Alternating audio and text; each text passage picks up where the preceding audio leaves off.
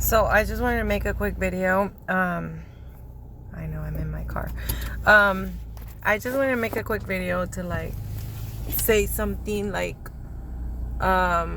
give credit where credit is due, because I keep referring to what I have done as far as the biblical prophecies and deciphering biblical text.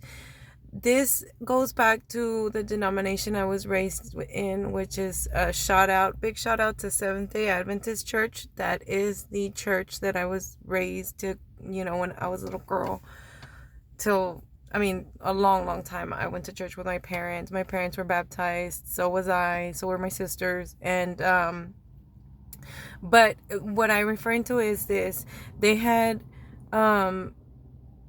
Bible conferences to study the text that I'm deciphering now. They had Bible seminars and study time that was dedicated solely to the purpose of deciphering these biblical texts that I'm doing now with the prophecies, Daniel chapter 13, Revelations, all those different books and chapters. That was what they got right, was that they, planted that sort of seed of curiosity, and they did that it was at a very young age. I think it was maybe 6 or 7, maybe 8 at the most. So this was a long time ago. We were going to church in the east side of town, off of my church. They're still there. I'm not a practicing Seventh-day Adventist like I should be, but they're still there off of I-10 and Wayside. And what they got right was showing us this means something. We have to figure out what this symbolism means. This is trying to tell us something. So even though everything wasn't as accurate as the way I'm able to pinpoint the way I have been able to, is because they look at it from a religious point of view. They look at it from a spiritual point of view, which you are supposed to do. But I add a second layer to it of looking at it from the author's point of view. I'm an author myself, so I understand when someone is using symbolism, how they're using it, what its purpose is, and what they're trying to tell us. So that's the part that, I want to make sure that people know that that's what they taught us. They made sure that the word Adventist, it means the Advent, the second coming of Jesus. So they believe in the second coming of Jesus. So, in order for us to be mentally and spiritually and physically prepared, they would always tell us, you have to read your Bible. You have to make sure you're aware of the signs. You are aware of what's going on, so that if anything, you know how to prepare yourself and your family. And you need to be, you have your faith in God and whatnot. So me personally, I think that more than anything, when I had my dream, this is more than anything going back to what, my painting. This is absolutely the reason that I'm doing this, is to remind everyone and to confirm my painting is 100% authentic. There is no question whether the validity or the authenticity of this painting. It was painted before the New Zealand volcano erupted. I did not know it was going to be there. I did not know when I had this dream, because I had this dream almost 20 years ago. And I was still in church, and I was still, so, I can't explain it the way Ellen G. White couldn't explain her prediction of 9/11. But it was accurate. It was descriptive to the point where there's no denying that's the event that she saw in her dream. So, by no means am I comparing myself to her, but all I'm saying is there's certain things that we can't explain, and I don't know how to explain it without, people questioning me. So all I can say is the painting is real. I don't have a buyer for it just yet that I know of, but I had at one point offered it to, like, Paris. I would like to see, or a church. I feel like they would appreciate it, because it's authentic. It's 100% authentic. It's the real deal.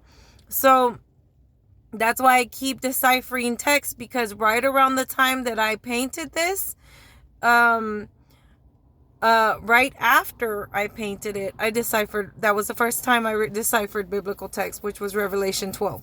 Then I deciphered Daniel chapter 13 earlier this year, and now I deciphered Revelation 13. So no, Daniel chapter 7 and Revelation 13. Sorry, there's a lot. It's a lot of information to remember, but that's why I keep referencing it, because it's not. It's I haven't had a serious offer yet, but I hope that I do. I had also I would also offer it to, like, the Russian Orthodox Church is very similar to our faith. It's very, very similar. So I would like for it to be, like, either in a museum here locally, or it doesn't have to be here locally. It can be anywhere. I dream big. So I mean, I think about it, and I feel like the world deserves to be able to see something as authentic as this painting, because it deserves to be a history marker, because it's never been done before. It's never been done before in the history of the world, in the history of art at all, ever. So I'm very proud of it, and I know that it has value. I know that it's valuable, and so that's not the only reason. I mean, that's one of the main reasons that I keep. It's not just why I keep deciphering, because it's important. We should all want to understand, I guess, our faith, our beliefs,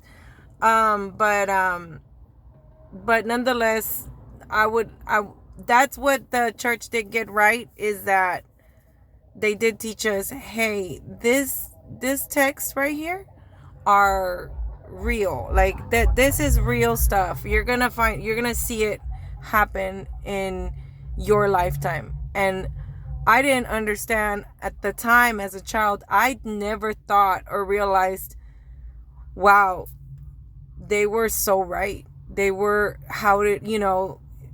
even though they didn't know how or when, they were so right that we would see it in this lifetime. So that's all I wanted to say about that. I'm not a practicing Adventist like I should be.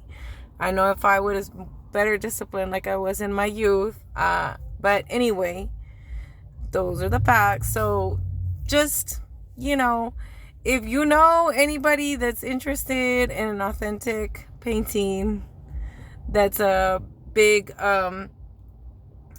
like a big art connoisseur or buyer or whatnot,